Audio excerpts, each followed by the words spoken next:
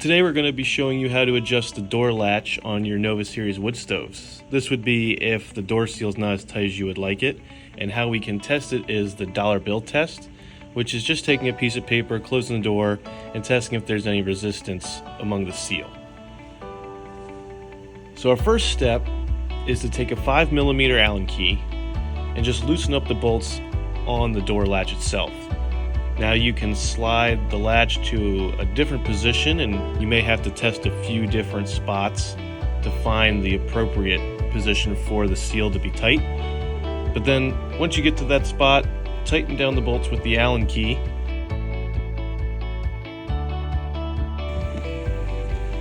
And now you'll redo the dollar bill test, and if you start to see a little bit of resistance, you know your door seal is a lot better and good to go.